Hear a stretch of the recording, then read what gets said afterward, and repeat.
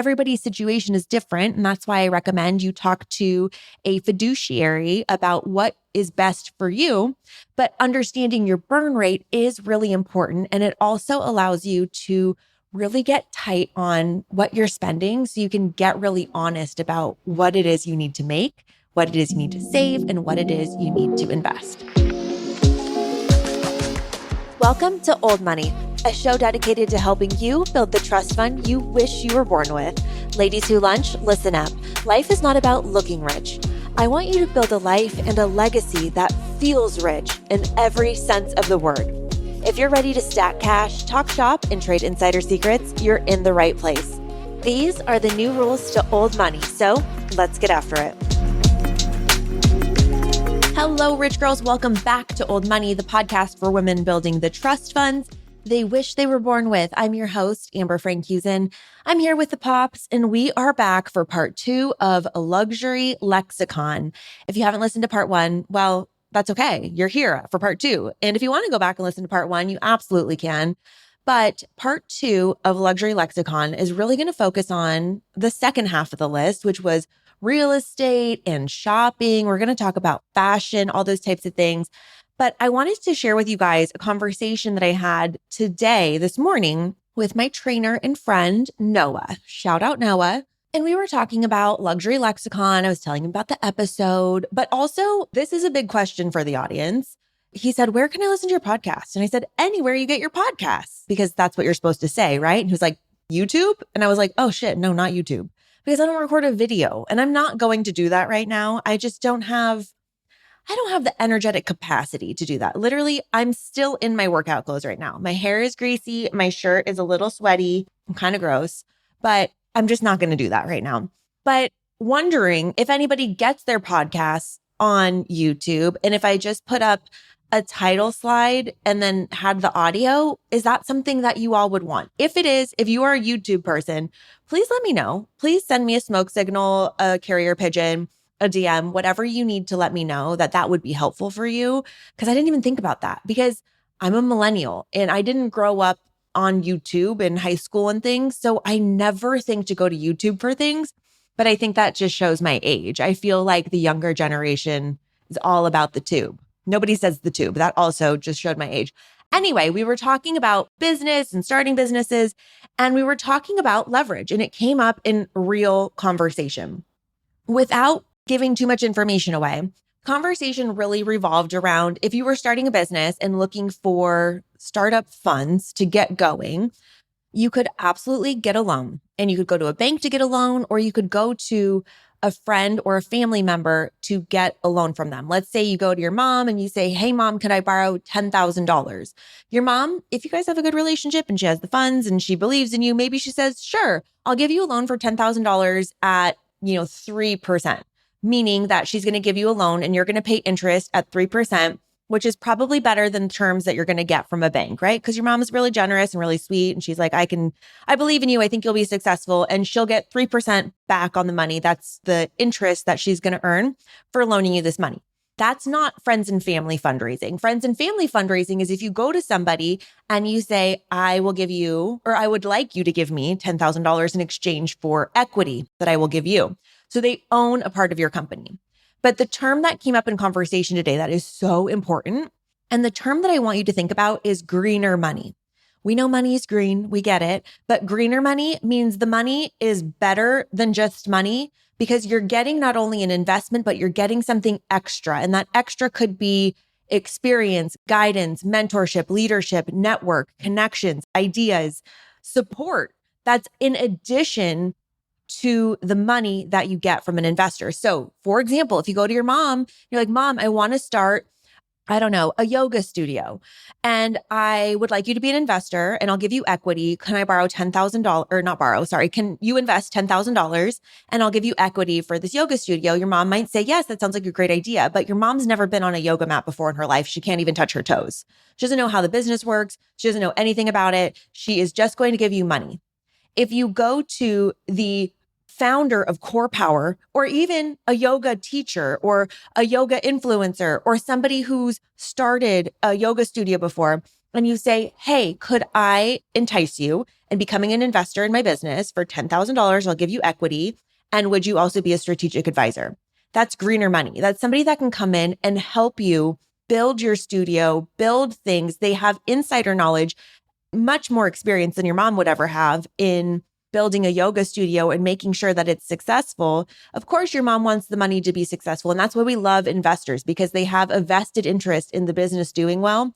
But when you have greener money on the table, that means you get the benefit of their network and all those different types of things. So, for example, when you watch Shark Tank and you see people that are like, oh, I have a clothing brand, I really want to partner with Damon, or I have a product that would sell really well on QVC, so I want to partner with Lori, or I have something that has to do with licensing for sports teams, I should partner with Mark.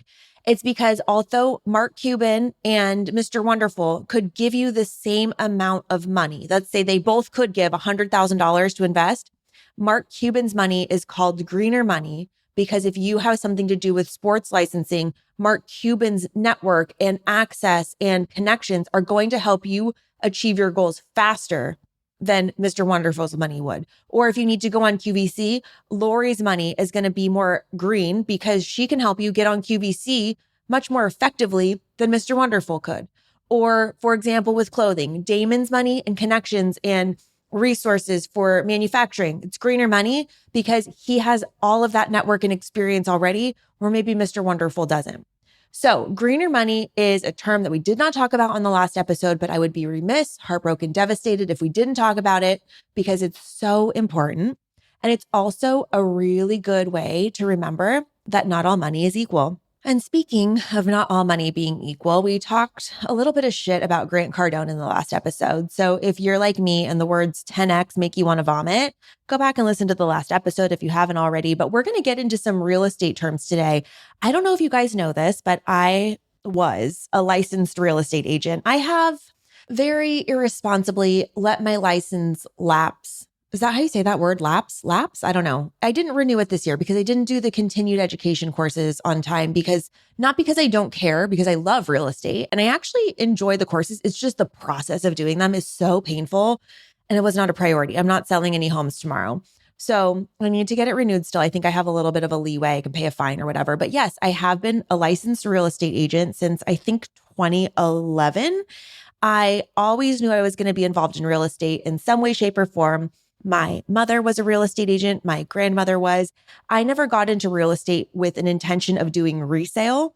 I actually got my real estate license from a company that I worked for. Well, not from them, but I got them to pay for it. And that's just a hot tip for everybody out here. If there's anything that's remotely related to your job, that's a license or a certification that will help you do your job better, ask your company to pay for you to get the education done and get the certification done. So I got the company that I worked for to pay for all of my classes, courses, my test fees, the whole nine, because I was a leasing manager at a for rent student housing property needing to sign 2,000 leases a year. And they used to have somebody come in to countersign all the leases. And I said, why don't I just get licensed and I'll be responsible for the contracts and countersigning all these leases. And so I got my license. After that, when I went to my next real estate development job, I worked in acquisitions. So I would look for properties with my partner that were good investments to tear down and rebuild new homes, new spec homes on. And so I did a lot of acquisition purchases. And also at that job, I was responsible for, overseeing and countersigning all of our purchase contracts for our for sale products, whether it was in a new home community or on the resale market, and interfacing with all the realtors, managing the salespeople, et cetera, et cetera, et cetera. So I have been was licensed for over 10 years. And real estate's just something that I'm very passionate about because I think it is an incredible vehicle for wealth building in specific areas of America. So my big disclaimer on real estate is that I think there's a lot of people out there who blanket statements say real estate is a sure thing. If you want to build wealth, you must own. And the reality is that real estate is not always a good investment for everybody. We're seeing this conversation become more normalized right now because of the interest rate environment. It is less expensive for many people to rent a property than it is to buy. And that's on a monthly basis. Granted, you're not building equity when you're renting, but at the same time, that's not always a bad thing, because if you're, let's say, taking the excess money that you would have been spending on a mortgage and investing that into an index fund, as an example, your money might be outperforming the rate that a home could appreciate. So it's not so simple as to say, if you're not owning a home, you're not wealthy, you're not smart with your money. That's not true at all. And I think we really need to break that stigma. And I even needed to break that stigma. Again, I was raised by a woman who sold homes for a living. I was raised with this idea that the American dream was to own your own home and own your own piece of property. However, if anybody out there is feeling shame or like they're behind, I want to remind you, it's not the only way to build wealth. It's just one vehicle. There are a lot of things, though, again, that people don't talk about with real estate, all of these phantom costs that come along with owning a home. Because as Ramit Sethi says, your rent, your monthly rent, that's the most you're going to pay on housing every single month. But when you have a mortgage, that's most months, the minimum you're going to pay on housing every month. You've got maybe HOA fees, Melrose taxes, property taxes, you've got insurance, you've got all these other costs. You've got when your water heater goes out, when you need a new roof, when you figure out that the home that you bought that's brand new, the foundation is off by 6 to 8 inches. And then you have to go through putting up all the money until insurance reimburses you. It's a lot of money to own a home. And so with that being said, I think it's really important that we talk about some of the real estate terms that maybe are a little bit less common, so that you know what the heck people are talking about and you know where I'm starting. You know I'm starting on Bravo. What the heck is a HELOC? This is something that came up recently with Tom and Ariana on Vanderpump Rules. And if you are not a Bravo girly, it's okay. Stay with me, because I think this is still important from a political sense, because somehow our vice president has gotten involved in this conversation. So a HELOC is actually an acronym. It stands for Home Equity Line of Credit. And what this describes is that as you buy your home, okay, let's just make the math really easy. Let's say you buy your home for $1 million. You put $200,000 down. You're making payments, and every month you pay, $5,000 or whatever. But by a stroke of luck, your house appreciates very quickly. And so you had put $200,000 down, you're making your payments. So let's say in 2 years, because your house gets reappraised, not only did you put $200,000 towards the ownership of your home, plus your payments, but wow, there's a huge appreciation in your neighborhood, and now your house is worth $1.5 million. So now you put $200,000 down. Let's say you made $50,000 worth of payments, plus your home appreciated $500,000. So your equity is the $200,000 that you put down. It's the $500,000 that appreciated plus the $50,000 in payments. So that's $750,000 of equity that you now have in the home. Now, I'm really simplifying this, because when you actually get a HELOC done, you have to get a special appraisal done, and then they look at the property value versus the borrower's equity. And then there's a calculation between the difference between the two. And then you usually get like a percentage of that loaned back to you. So it's not as simple as like, oh, I have $750,000. I'm going to get a line of credit for $750,000. No, they do a lot more math. I'm not going to get into it. It's not important. What's important is that essentially you get to take out cash from your house. You have to pay it back, however, but if you take that cash out, then you can use that cash in other ways. Now, we've talked a lot about leverage on the last episode. A lot of ways that people look at a HELOC loan is like a credit card, like, oh, I've got this equity. I'm going to get cash out. I'll pay it back later. Let me go on big vacations. That's not using leverage. That's using debt. Okay. If you take out a HELOC to make improvements on your home, you remodel it, you change the floor plan, you update it, you add whatever needs to be done to your house, that's using the loan as leverage to create more value with the house, right?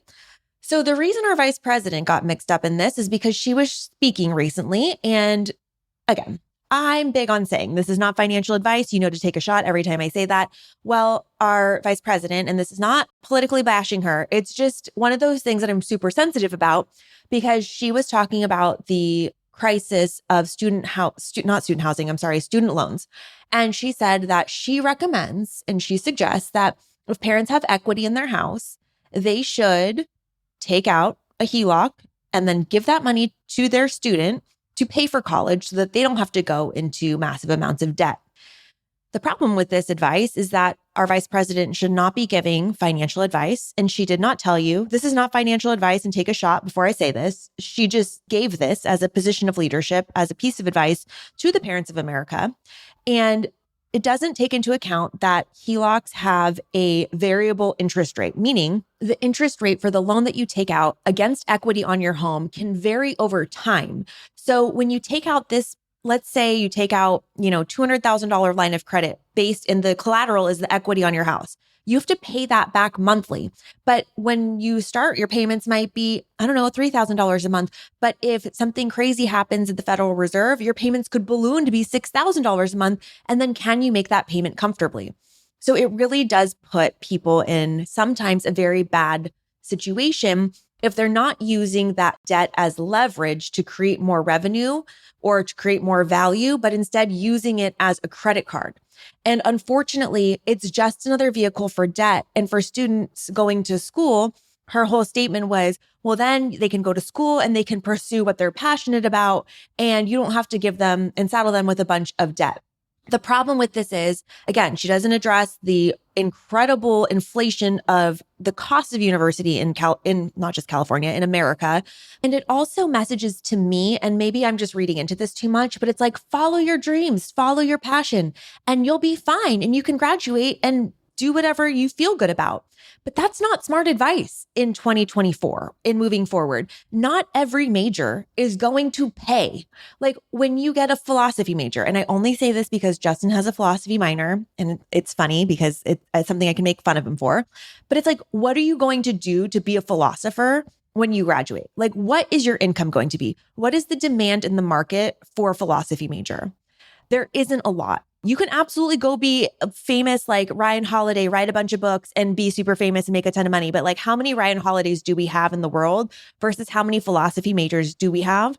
And what's the demand? So there are absolutely some computer science majors or business majors or finance or medical, biology, all these types of things that are in really high demand, nursing, healthcare. We know there's going to be demand, and you're going to be able to make a good living after you graduate. But if you're telling parents to leverage their homes so that their kids can go follow their dreams, whatever they would want to do, go support them. That's what I recommend as a leader of this country. It's not very sound advice, in my opinion. And it really doesn't take into account a lot of the variables, including the fact that for people that are older and nearing retirement, you need to be more conservative with the risks that you take with your money. Think about when you're about to retire. Let's say you're retiring in 2008, you're 64 years old, you're about to retire, you have all your money tied up in stocks, and then boom, Great Recession hits, and the value of your stock portfolio or your retirement fund goes to nearly zero.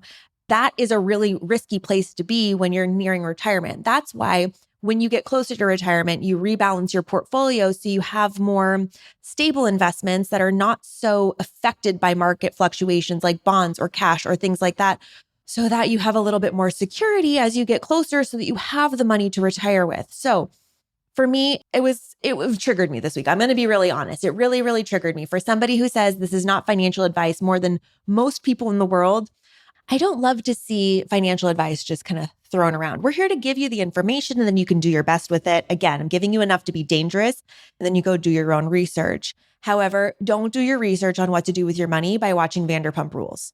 I have so many questions. First of all, Shishu. I don't understand why Sheena is like, I'm so loyal to Tom because he helped me out when I was in a really bad position during COVID. And I have to think, like, LA is very expensive. Do not get me wrong.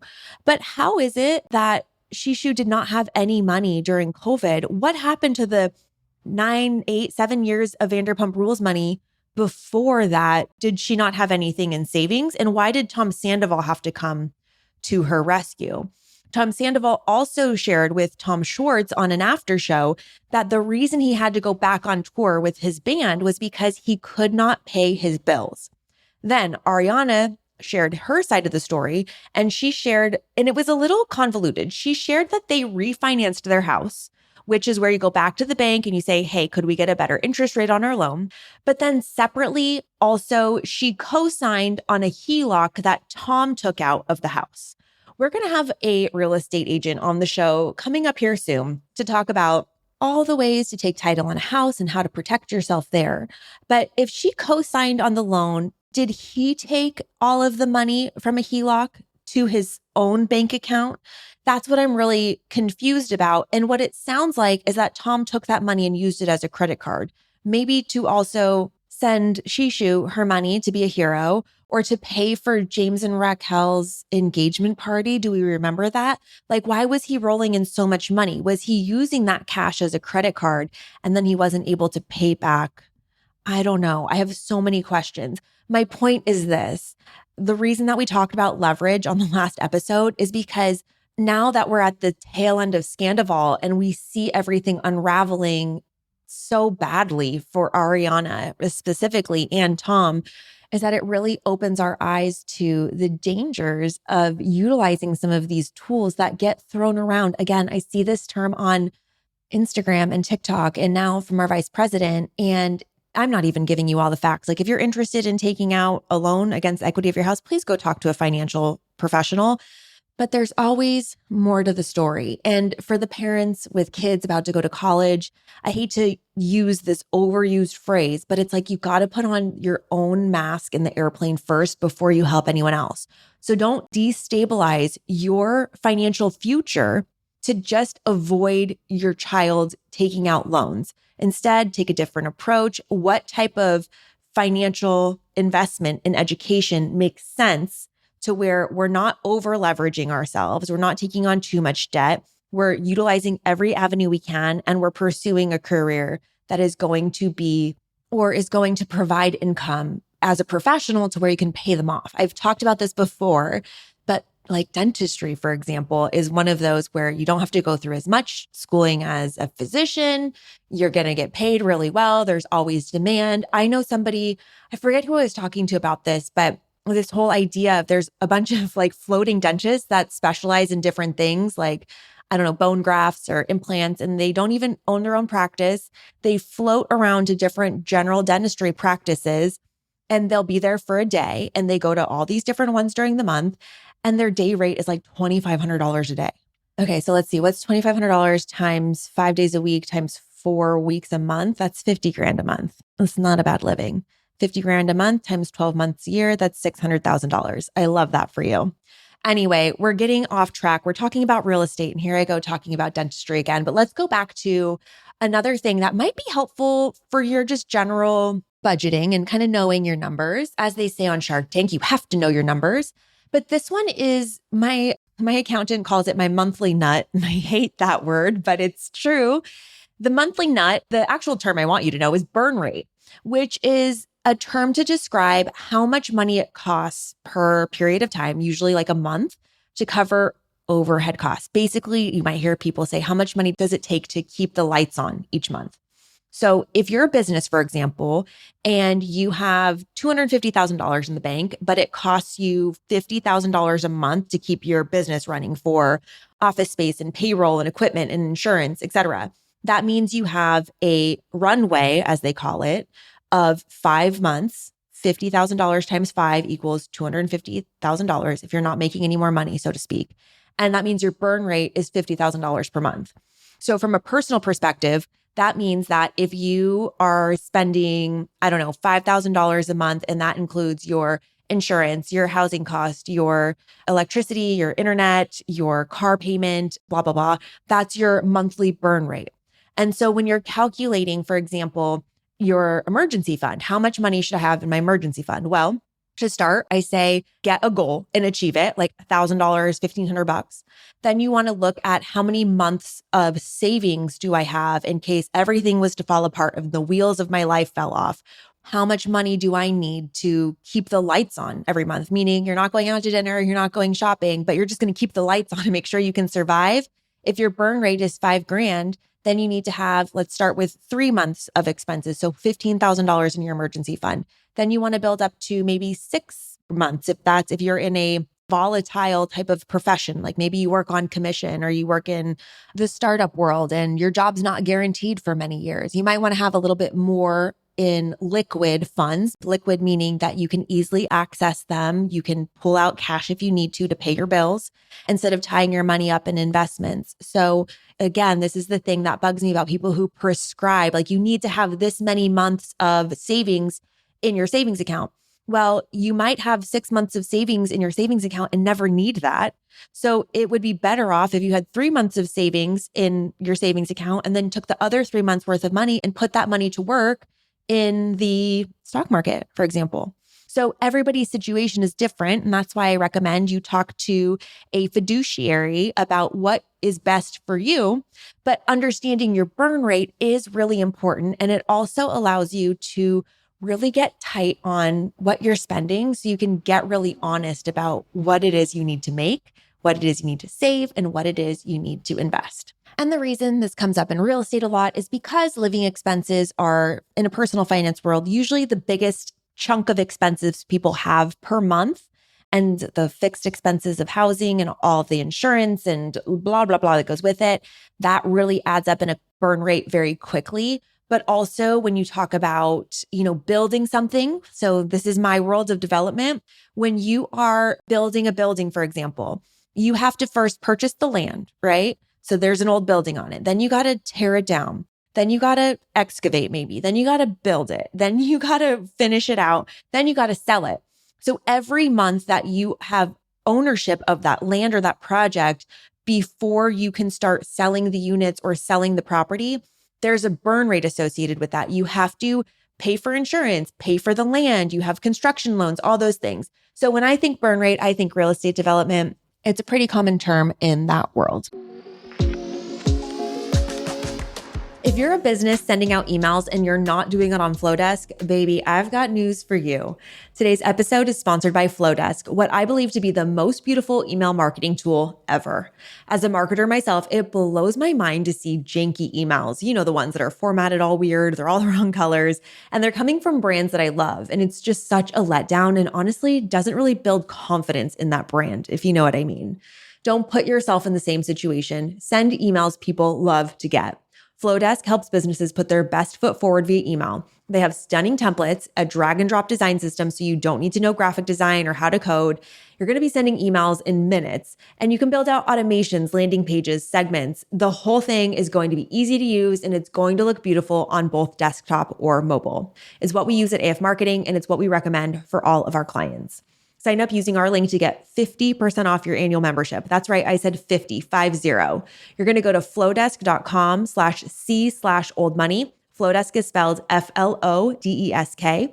That's 50% off your annual membership. Flowdesk.com/c/oldmoney. You're going to get unlimited subscribers, unlimited email sends, all for 50% off your first year. And you're going to start sending emails people love to get. Did you guys hear Poppy snoring in the background? I'm not sure if that picked up, but it was really cute. Anyway, okay, the next real estate term that I want to talk about is a pocket listing. Now, I know a lot of you are obsessed with Selling Sunset, selling the OC, you're watching $1 Million Listing, and everybody thinks that because I worked in real estate for so long, I'm obsessed with those shows, and I actually can't watch them. And the reason for that is because a lot of the companies on a particular show on Bravo, I have some personal history with. And at one point in my career, I thought I wanted to run the new marketing for the new development programs of some of the biggest real estate brokerages in America. And I was very lucky to interview with quite a few of them.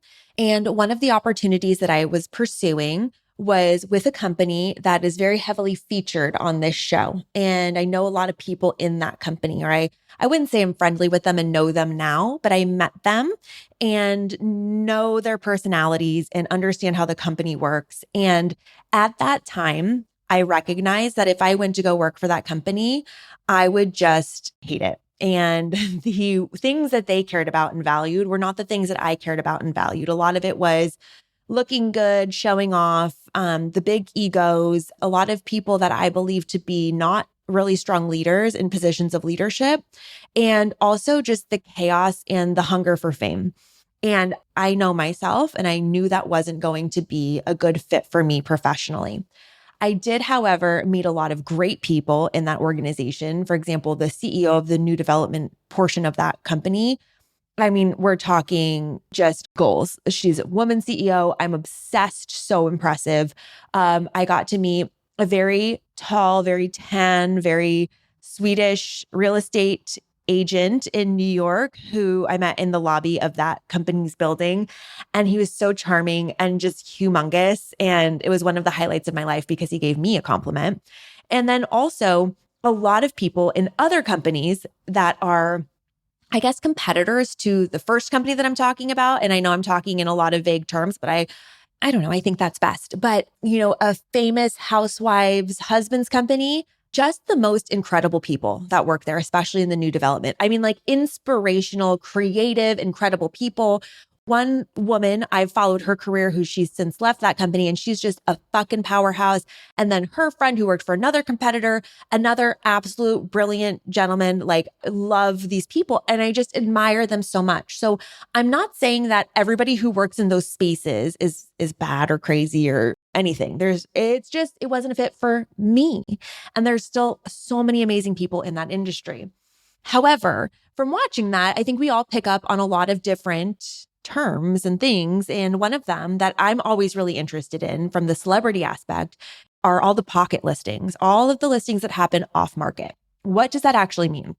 Well, if you are a very well-connected real estate agent in any major market, you might know people who are thinking about selling their homes or wondering about buying a home, and you don't necessarily go through the regular rigmarole of signing a listing agreement and signing a buyer's representation agreement, because you might know person A and person B, and person A says, I'm thinking about selling my house, but either I don't want the information to be public or I'm not really sure. But as a real estate agent, you're like, oh my God, I already know person B who would love to buy your house. And so without even putting that home, quote unquote, on the market, meaning listing it on the multiple listing service or the MLS, or taking it to market and advertising it to the people at large, you just instead connect person A with person B and you do the transaction privately.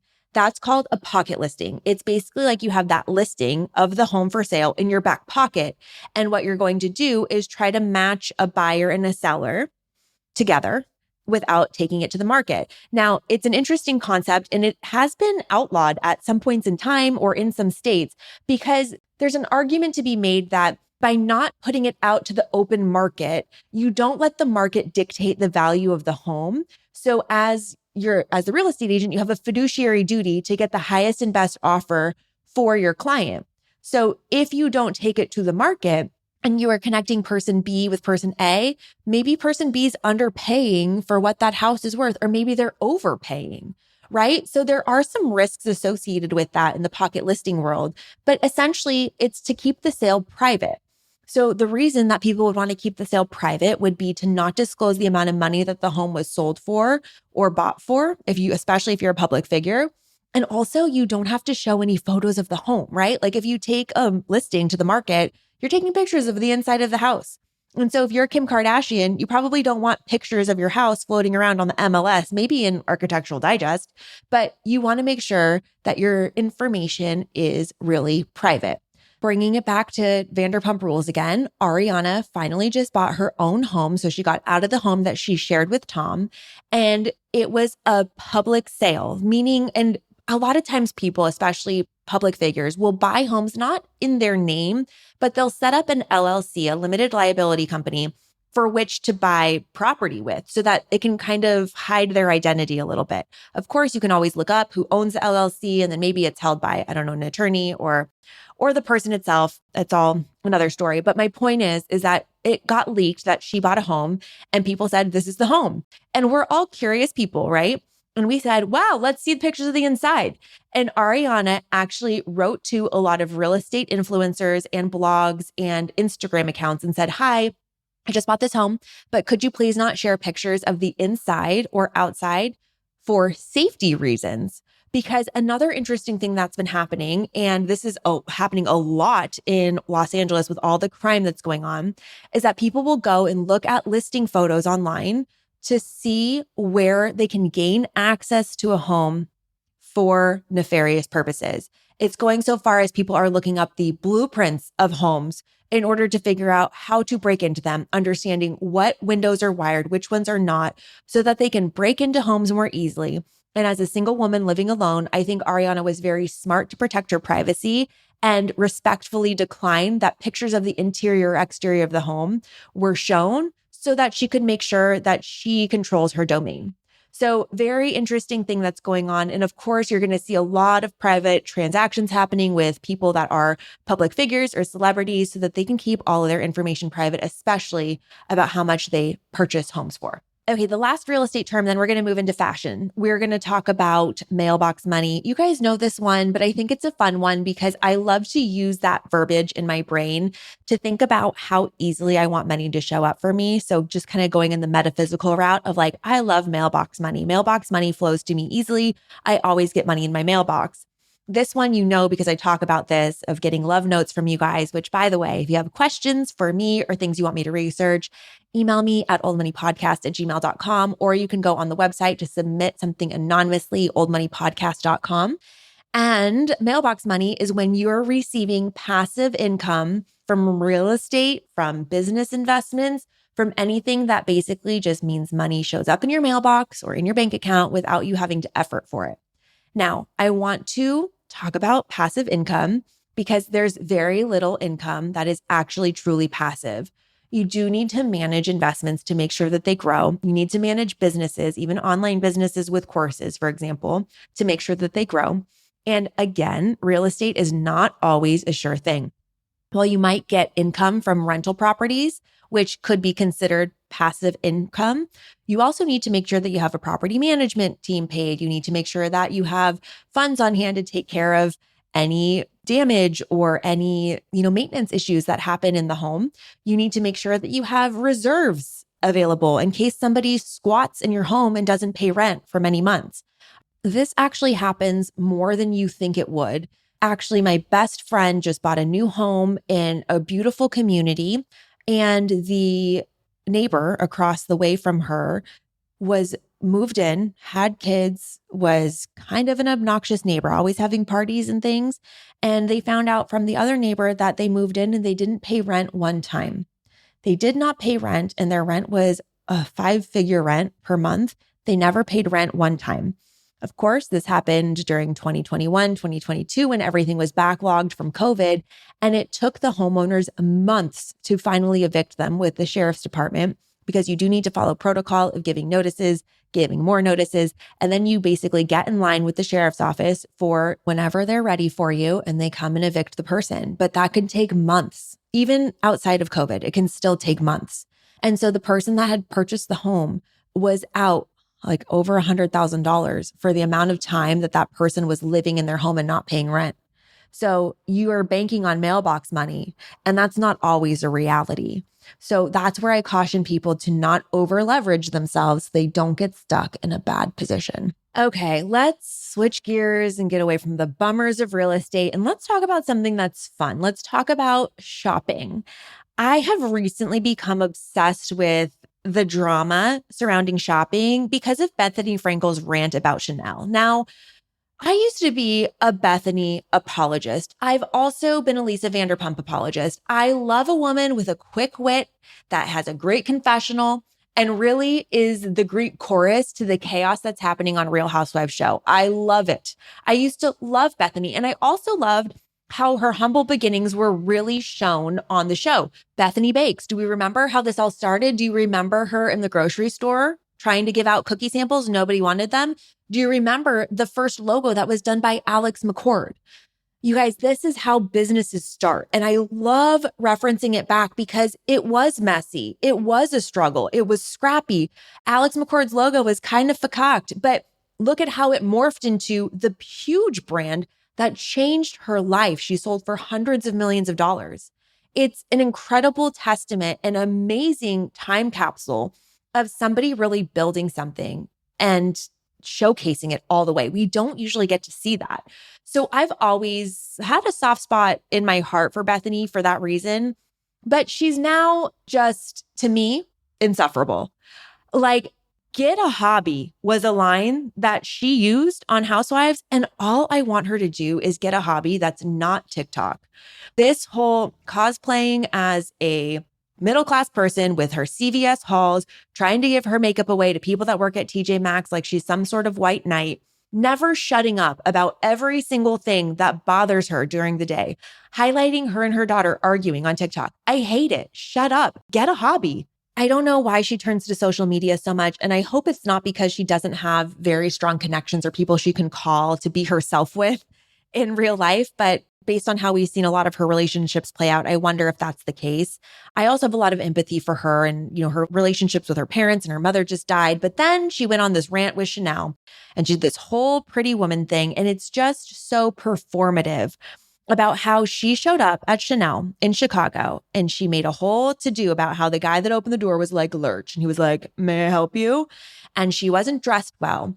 And he said, "Do you have an appointment?" And she said, "No, but I have a credit card and I want to come in and look." And he said, "Well, we don't have appointments available. This is by appointment only." What she leaves out of the story is, I don't know what time of the day it was that she went there. Maybe it was near closing. Maybe it was already busy in the store. Maybe they were expecting other appointments and all of the sales associates were currently occupied with other customers. It's this entitlement and this, skewed perception of, oh, they didn't let me in because I looked this way, without recognizing that they are a business and they're allowed to set their priorities the way they set their priorities. And their priorities right now are for appointments only. I talked about this on an early episode of the podcast, but do you remember when this all shifted? It was during COVID. So they could limit the number of people that came into the stores, right? To maintain, how many people could be in there at one time. And so now the whole thing was, well, shop with the sales associate, set an appointment.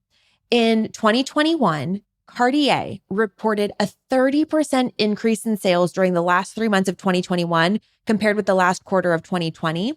Prada was doing 8% more, Louis Vuitton, Dior, BMW, they all had better than expected sales forecasts than they had ever expected. And not just pre-pandemic, but I believe one of the biggest components to that is the fact that they now have this component of appointments. Because if you're going to go in and browse around, you're going to just browse around. But if you're making an appointment to consider purchasing or to make a purchase, it's less likely that a person's going to make an appointment so that they can browse, right? So all of a sudden, the sales associates' volume per hour increased hugely because they were meeting with qualified buyers. They were giving them better attention. They could focus their energy on people that had the means to purchase from these luxury stores. And they did a really good job of figuring out how to get the looky-loos out of the store so they could focus on people that would buy.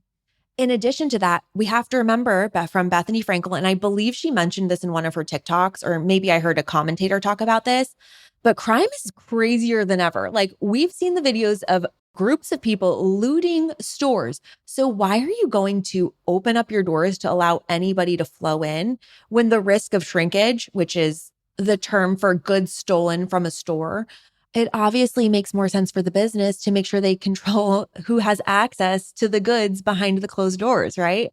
So then Bethenny does this whole thing where she's like, "Oh, I'm going to do my pretty woman thing, like big mistake, huge." And she just makes like a whole thing about it for her benefit. And I don't know if she's banned from Chanel or what, but they let her in the next day.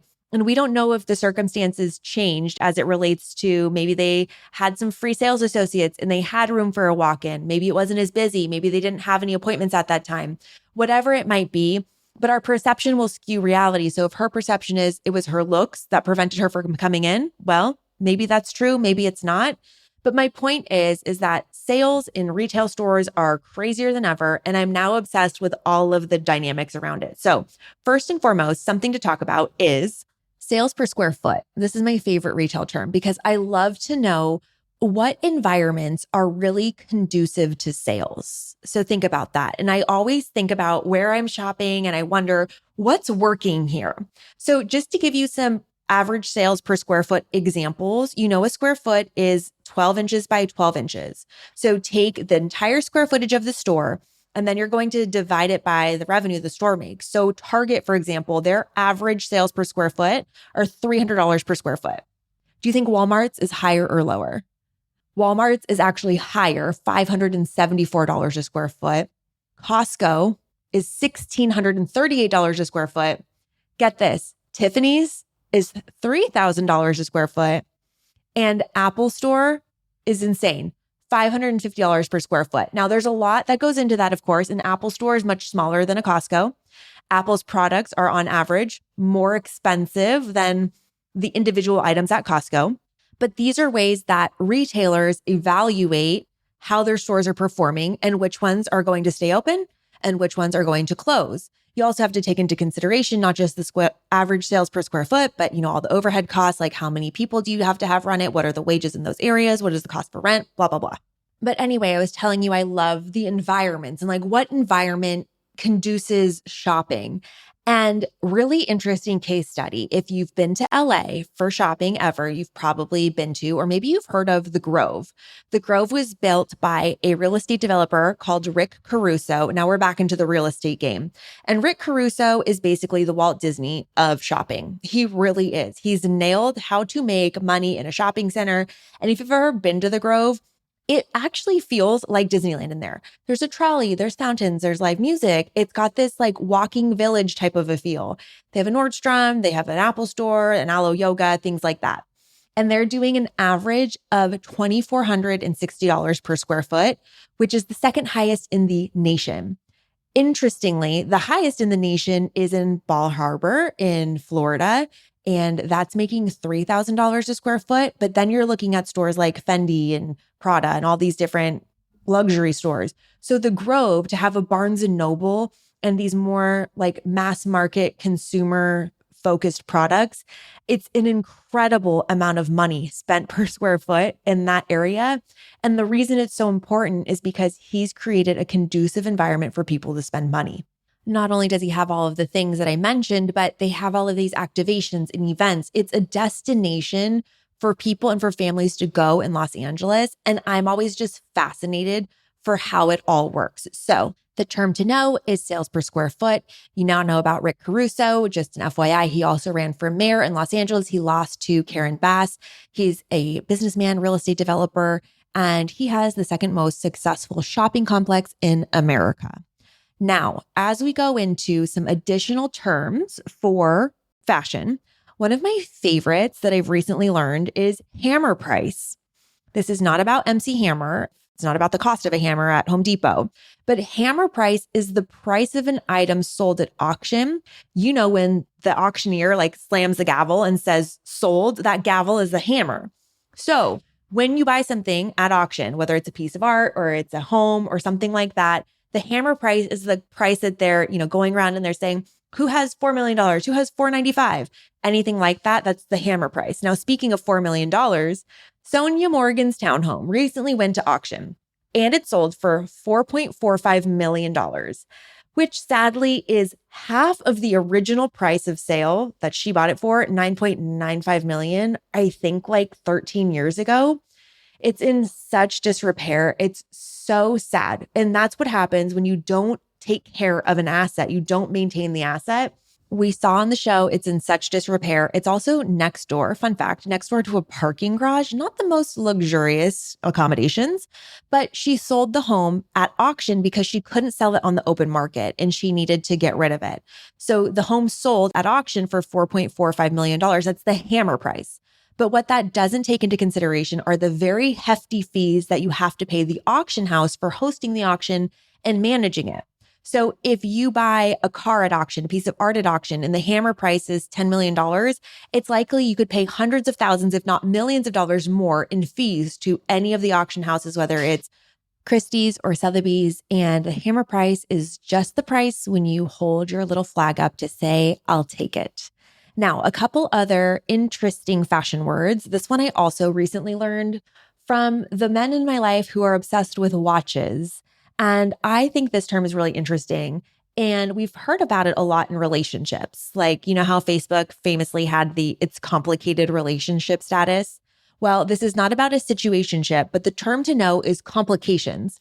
And the complications are actually the parts on a watch that are basically like unnecessary. So a complication are all of these extra mechanical parts in a watch that are not needed to tell time. It just makes the watch super complicated, honestly. There's a famous watch, a Patek Philippe called a Henry Graves Super Complication, and it was sold at auction for $11 million in 1999, and it had 24 complications in it. It's just a way to make the watch more mechanically complicated, which is so crazy. But I guess when people are talking about watches, like in regular everyday life, they will talk about the complications of a watch. I never knew this. Anyway, this watch I think is like kind of ugly. I'm not really into it, this Patek Philippe one. It's a pocket watch. It's giving 1860s. But anyway, it's super expensive because it's complicated. So something to know if you're in the market for a watch. Now, if you're in the market for something to wear, we're going to talk so much more about this. I have a really exciting episode planned for this is literally September. It's so far away. But September is Fashion Week month, where you have Paris Fashion Week, New York Fashion Week, Milan Fashion Week, et cetera, et cetera. And there's so much in the business of fashion, the way that the 1% are treated with clothing, with loyalty, by designer houses, all these things. We're going to get into it. But something that I hear thrown around a lot is the word couture. And we should talk about what that actually means. So couture is the word for something that's made custom. When you buy a couture gown, it's custom made for your body. So a client's specific requirements, whether it's the style or the fitting or whatever, a couture gown is made to fit you as a person. So when you see a Dior couture show, for example, they're showcasing the gowns that you could purchase to buy couture, meaning you'd go to the atelier, which is where they make the clothes. It's the house where they make the clothes, basically, is what that means. And they measure you and they fit the gown to your specific specifications. So typically, these fashion shows is who can make the order for their couture gown first. Because as you see things come down the runway, they will put their best clients in the front row who will actually buy the couture gown. And you can imagine that having something specifically made for your body is a lot more expensive than buying something ready to wear or off the rack, which means that they produce a clothing item, a dress, or whatever it is, and they make it in sizes 0, 2, 4, 6, whatever. And you might have to get it tailored to fit you perfectly, but that's buying it off the rack where anybody could just buy it. And that still doesn't mean it's very affordable. It can still be very expensive because it's a designer label. However, couture means I'm going to pay extra. So this is my gown. It's only my gown. And the thing that's really interesting about this in very high-end circles is that people will, as I said, claim the gown first. So typically it goes to the person that spends the most amount of money with the fashion house or orders the most amount of gowns. They usually get first dibs on choices. And it's just like showing up to a party and you don't want to be wearing anything that anybody else is wearing, specifically when it's couture and it was made exactly to you and for you.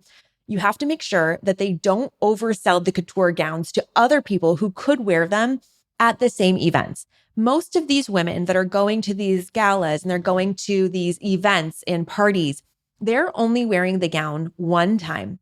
They're getting it specifically custom made for their body, and then they will actually never wear it again. It gets put into storage. It becomes a collector item. It's a piece of art. You could technically say that it is an investment. It's an asset because it's something that's not going to hold its value probably more than you spent for it because it doesn't have any value to anybody other than the person that it really was made for, right? But when you have these archival pieces that were made couture by a specific designer, and if that designer blows up, well, then it's kind of like an investment in a piece of art, right? So you hear things thrown around like juicy couture or minky couture, which are like, what is it with all these influencers trying to sell me a blanket? Minky Couture is the only blanket I use. It's the best blanket. It's a blanket. Like I could get one at Costco, but that's another conversation. But Juicy Couture, Minky Couture, the word couture has become kind of a fancy word, but it actually doesn't mean anything in that context unless it is custom made for you as the buyer. Now, getting more into the brands of it all, I've been so interested, and I want to shout out again Stephanie from AF Marketing, who worked on an incredible blog post for our agency about this. But there are different types of luxury in the world. Like we can agree that luxury car brands would include Mercedes-Benz or Rolls-Royce or Bentley, Lexus. But would we say that all of those are on the same level? No. So in marketing specifically and in business, there are different levels of luxury for any type of good that you buy. Cars are a really good example. I think it's a good, easy way for us to discuss because not everybody's as into the fashion brands, but we're going to get into that in just a minute. But when we talk about premium, ultra premium, mid luxury, and ultra luxury, those are kind of the step ups in the pyramid of categories of goods. So premium, for example, might be a car brand like Lexus. Maybe you look at ultra premium like Mercedes-Benz. Mid luxury would be Bentley. Ultra luxury would be Rolls-Royce. So see how it steps up there? And the same thing is also valid in the real estate market. You know, I love this. I'm sorry, this whole episode should just really be real estate because it all ties back to real estate. I'm kind of obsessed. So I think we've talked about this before, but a luxury market in any market is typically defined as the top 10% of homes for sale price-wise in an area. So that would mean all the highest top 10% of homes in an area would be considered the luxury market. Your luxury market's going to look different in Los Angeles than it's going to look in Minneapolis or it's going to look in St. Louis, right? But there's still always going to be a luxury market because it's at the top 10%. But speaking of these different luxury markets, the luxury market that you find in Cleveland, Ohio is going to look very different than the luxury market in Miami, for example. And I love Miami. Bienvenidos a Miami. I am Mrs. 305, Mrs. Worldwide. I love this city. There's so much energy there. I love the culture. I love the art. I love the music. I love just the vibrancy. And I also love the ultra luxury real estate because Miami and New York is where it's at for ultra luxury buildings. And one of the trends that I cannot get enough of are these branded buildings. This is, again, when we look at premium, ultra premium, mid luxury, ultra luxury, premium, ultra premium, luxury markets in real estate, you're looking at some of the smaller market cities, the secondary and tertiary cities in the country. When you get to mid luxury and ultra luxury, you've got mid luxury all over Los Angeles, right? It's all expensive. It's still probably within the top 10%, but ultra luxury, you've got New York and you've got Miami because they have these crazy projects that I just can't get enough of, two of which are newer to Miami that I want to talk about. The first one is the Aston Martin building.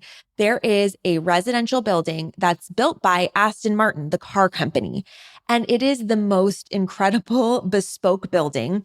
They claimed that they had 99% of the properties sold before the building was even complete because this is just an opportunity, again, for people to place their bets on something they think is going to appreciate. If you have money to burn, it's one of those things like, hell yeah, I want to own in the Aston Martin building. It's just like giving $6 billion to Elon Musk. You think that that is a strong brand, strong product, and it's going to be an income producing or value producing asset for you.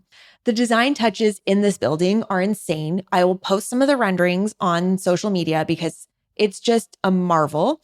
And it has the DNA of an Aston Martin car all throughout the building. So it's crazy because all of the doors, for example, have bespoke Aston Martin handles and number plinths and crystal tan leather door tabs. The prices for these homes range from 1.5 million, which I assume you're basically living in a basement for 1.5 million, to 8.5 million, but the penthouses range from $16 to $59 million. And the biggest and best townhome on this property, that $59 million one, comes with one of the last remaining Aston Martin Vulcans, a 820 horsepower, all carbon fiber supercar. There's only 24 that exist in the world, and you get one when you buy this penthouse. So that's a flex if you're a car person, right? So again, buying into the ultra luxury is more about brand and prestige and the customizations and the things that nobody else can get. There's another building that's under construction right now. It's the Dolce & Gabbana building.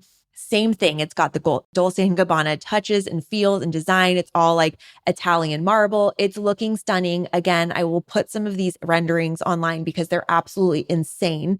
The prices start for this building at $3.5 million.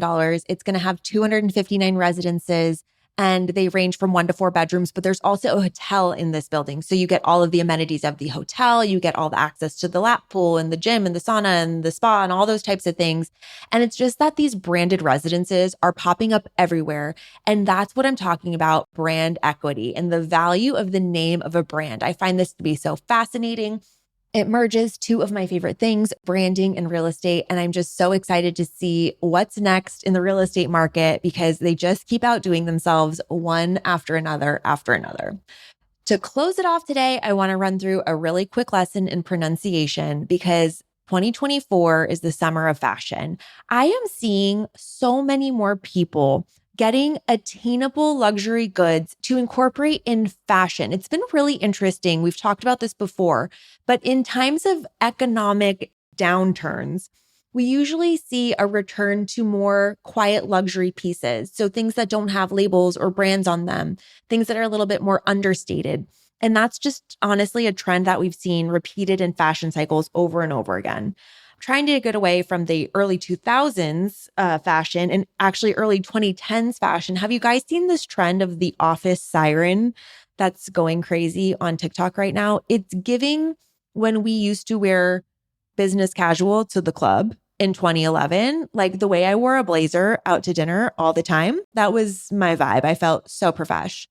Anyway, as we're talking about fashion, we're getting more into the fashion world. Some of the more common brands that I'm seeing out there that are more accessible, people are also like, how the hell do I say that? How do I say the word? And here's your first one, Loewe.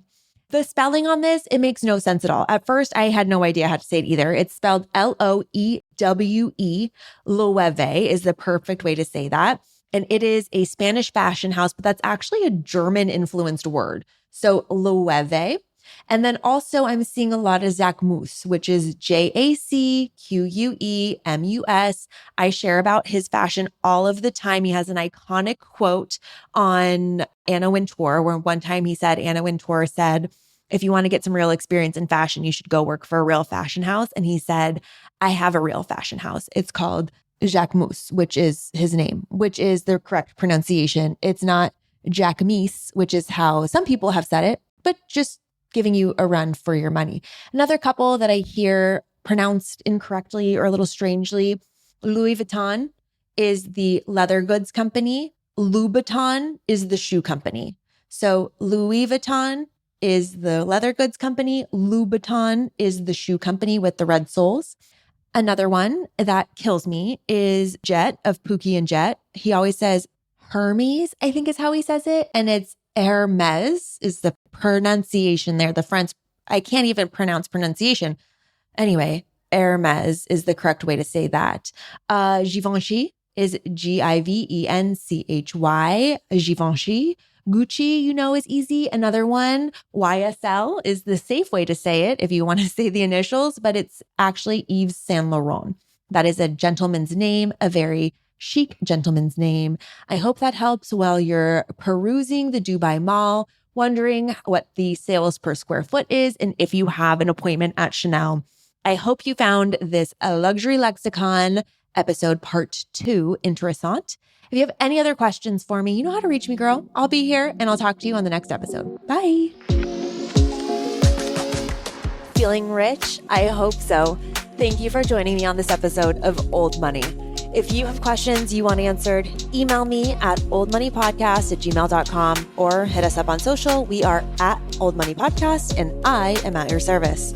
If this episode spoke to you, inspired you, helped you, if you took a single note, it would mean the world to me if you could please just take a minute to rate and review the podcast. And if you're not doing so already, subscribe. And if you have friends who like getting rich, please share this episode with them, even if it's just on your Instagram story. And I'd love you more than Jeff Bezos loves Amazon Prime. Thank you so much, and I will talk to you on the next episode. Remember, I'm not your lawyer, I'm not your tax professional, and I'm not your financial advisor. The content presented in this podcast is intended to entertain, educate, inspire, and support listeners in their personal and professional development and does not constitute business, financial, or legal advice. In addition to that, this episode may contain paid endorsements and advertisements for products and services.